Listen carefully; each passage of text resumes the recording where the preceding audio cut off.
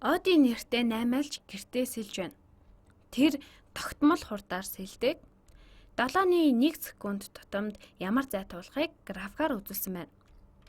Бүх 8-aalж ингэж график үсгэж чадахгүй л дээ. Гэхдээ Оди бол энгийн 8-aalж биш юм. Үнэндээ 8-aalж бол манай гаригийн хамгийн ухаантай амьтдын нэг. Магадгүй дэлхийн бич зэрэг нь илүү ухаантай байх л та. Одигийн хурд хэдэн метр секунд байна вэ? Метр секунд гэдэг нь 1 секундэд хэдэн метр явахыг заана. За ингээд 1 секундэд хэдэн метр хурдтай явсныг олъё. Бид метр зайг секунд хугацаанд хуваах хэрэгтэй. Метр зайг хуваах нь секунд хугацаа.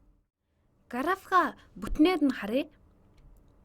Хамгийн хэлбэрх нь Оди хэр хол явсныг заах цагийг олох юм. Жишээ нь энэ цэг 7.4 метр зайд явсныг зааж байна. 7.4 метр зайд явсан үүнийг энгийн батархаагаар нь бичье.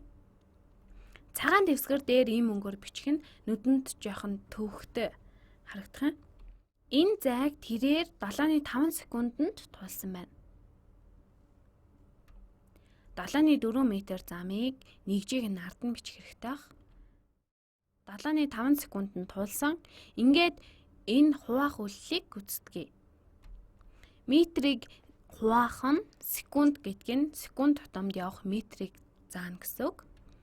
Тэгэхээр тоонуудыг хуваая. 7.4-ийг хуваах нь 7.5. Энэ доор бичиж 7.4-ийг үржих нь 5.7. Батархааг батархаагаар хуваахдаа хуваагчийн уруу тоогоор нь үржүүлдэг тул 5.7-оор үржүүлнэ. 7 нь 7 тоогоо хураагдаад 4-ийг хуваах нь 5 үлдэж байна.